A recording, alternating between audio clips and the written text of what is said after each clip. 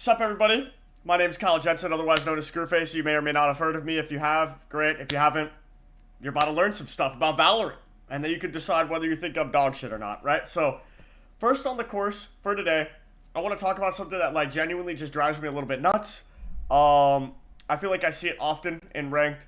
I see these mistakes often in ranked, and I just kind of just don't understand them.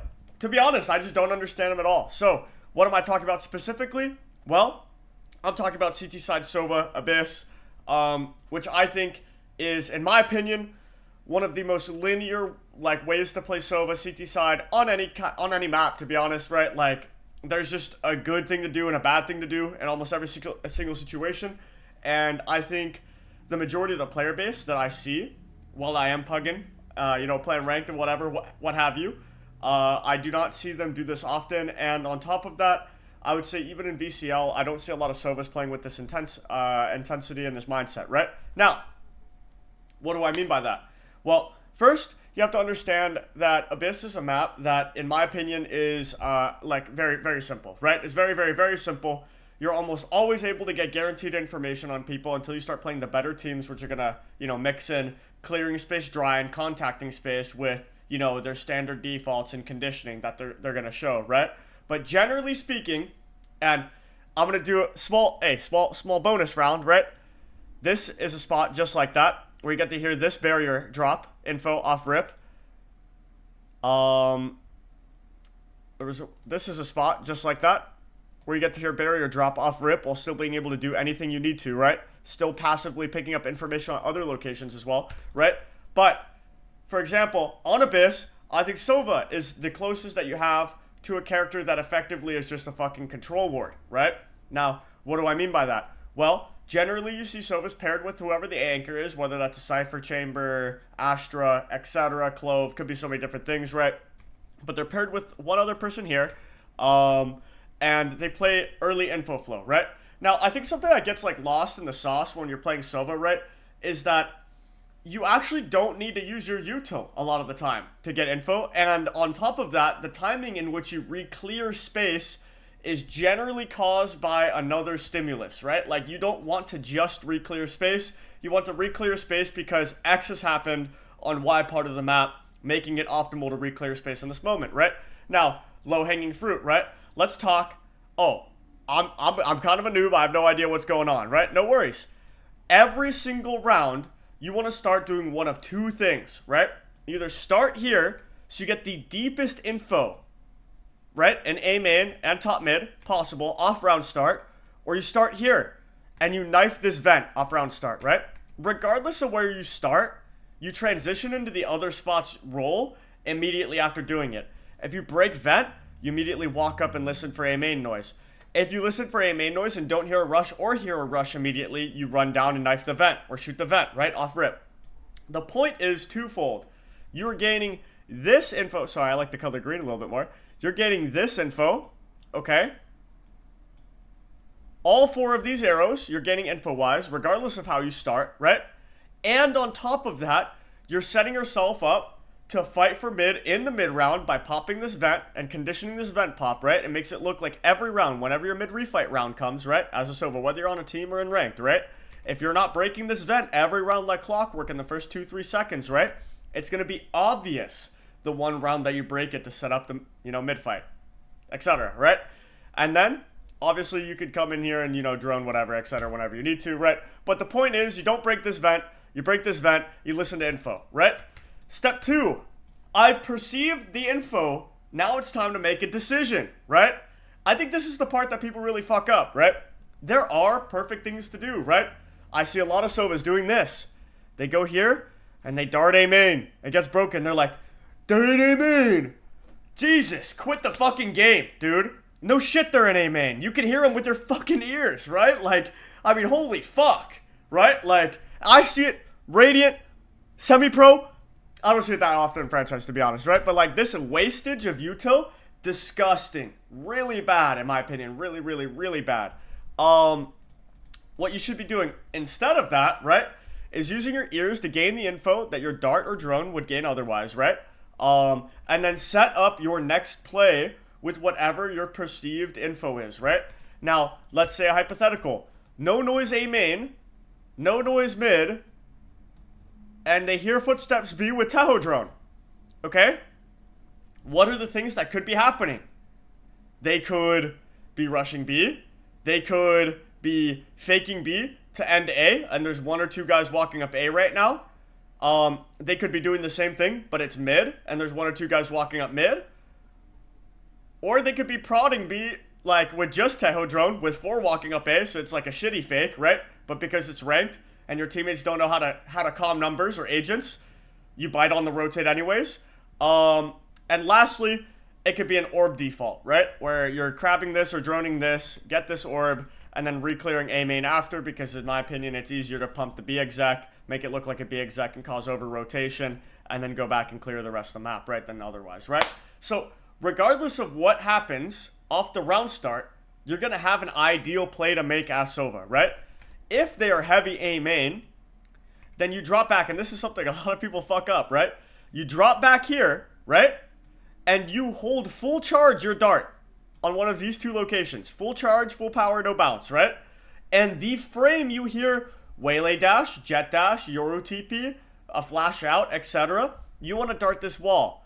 Why is it imperative that you dart immediately, as fast as humanly possible? Because the speed at which you could be punished in heaven is very quick. Step 1. If they do updraft dash, if they do waylay double dash into heaven, if you are not darting off the same frame you hear the first audio cue, you will never be able to pull out your shorty in time for step 2, okay? So step 2, right, comes after step 1. Step 1 is dart as the hit happens exactly, right? So many people fuck that up. They dart before, they dart way too late, they pull out their dart as the hit's happening, and people go up into the heaven smoke with either a movement ability like updraft dash or waylay dash, or just with their legs, right? And they catch the fish in heaven trying to dart late. Make sure you don't fuck up step 1, okay? Step 2, right, after step 1 is kind of a little decision tree, right? When you get your dart out, if you hear a waylay double dash, or if they have a composition that could threaten you in heaven, let's say maybe they throw Omen blind here, something like that, something stinky, right? Step 2 is, because you drop back, and there's probably a smoke here right now, you're going to get your dart off, and then you're going to retake the smoke from them with a shorty. You're going to big dick that thing. If they're inside, you kill them for free, hopefully. If they're not inside, then you immediately pull out your Vandal or Phantom, and you play off the spam, right? Then step 3 after that, ideally you've killed one or done some damage with spam. The moment that they've tapped bomb, you shock, ideally you have a spam lineup, and you're basically the most annoying person to ever exist, right? Ideally not taking a decisive fight in heaven unless they force it on you, right? With the double dash. And I think something that a lot of people fuck up on this anchor position, right, is not preemptively understanding that that's like the best win condition that the enemy team can have, is to take this space from you if you're very good at spamming and using your dart timing. But my opinion is that if you're good with the shorty, like, it's kind of a checkmate either which way, right? Like, either you checkmate them with dart spam and shock darts, or you checkmate them by darting, and then they come into the smoke. They either get scanned while they're dashing, get a free kill from outside the smoke, or they land in here, and you basically just have to jump in with a shorty when you know where they are. And in my opinion, probably not every single person, but in my opinion, that's gonna be pretty easy to make happen, right? So that's how you want to play the A anchor. A lot of the time, you can coordinate your Yoru flash, flood, right, with the dart timing, or, yo, I'm gonna dart, double fight right with me, I'm gonna drop through. So you dart this wall, you drop through the same time that your Astra fights this side, right? Like, all of this type of stuff is good. Coordinating your hold together is very, very strong, and using that, like, kind of micro comms in that situation is very strong. Okay, so alternatively, right, if they go mid, right, this is why you break the vent, then you're going to stand right here. If they're not threatening A, you're going to stand right here, and I like to off-angle the pixel where I can see, like, outside of the vent if they are to break the vent. So that if they try to A-split, generally speaking, what happens is a teammate will break his vent, and this guy will, like, face check the angle or already be on the angle and just die for free. Because, like, nobody's expecting this, right?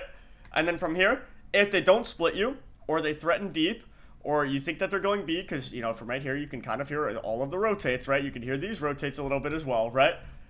You have 2 options, right? The moment you think they are leaving mid and regrouping to hit, you have to do one of 2 things.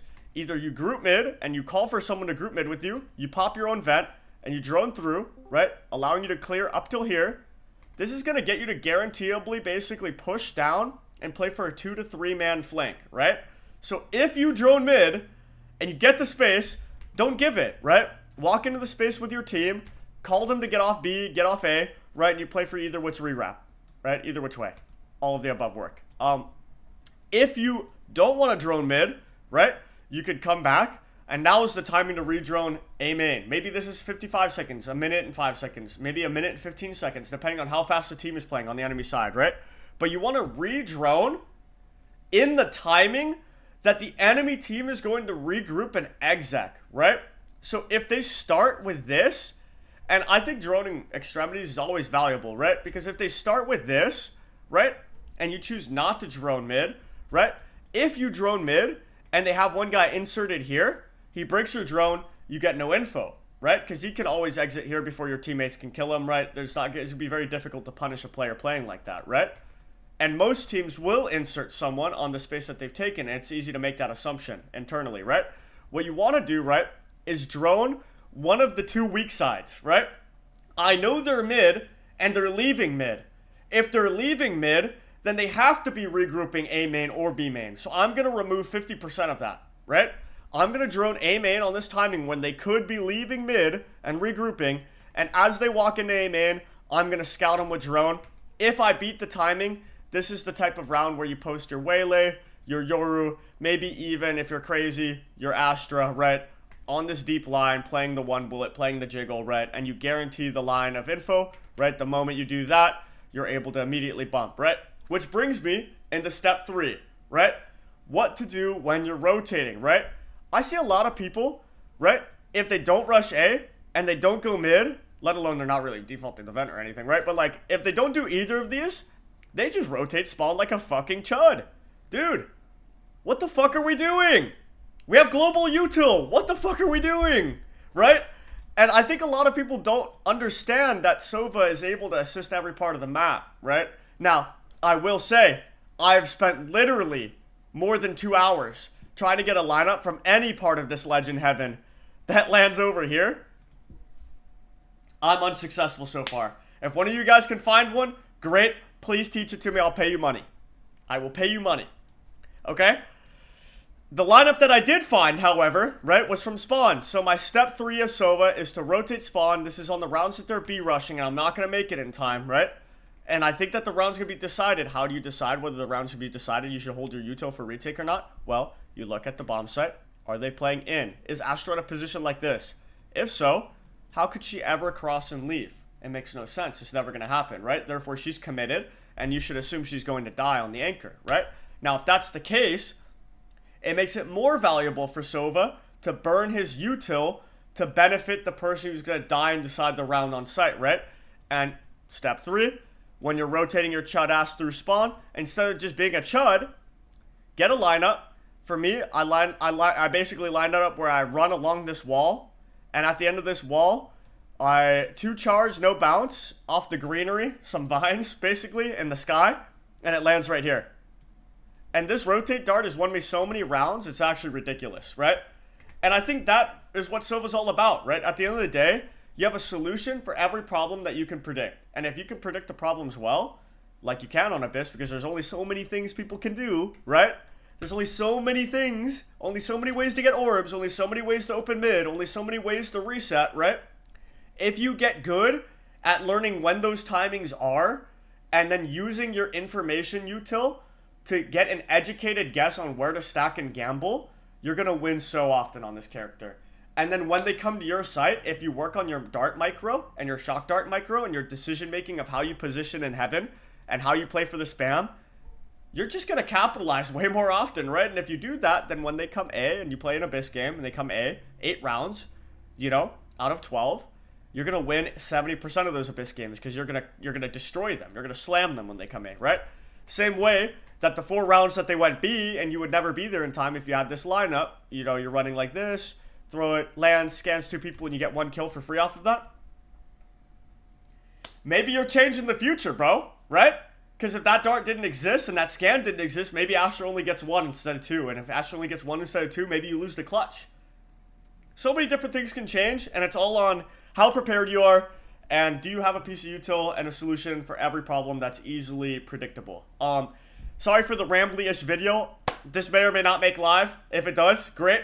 If it doesn't, then I'll keep iterating and optimizing. But have a good rest of your day, guys. Buenas noches, boa noite. I hope you guys enjoyed the Sova Abyss, guys.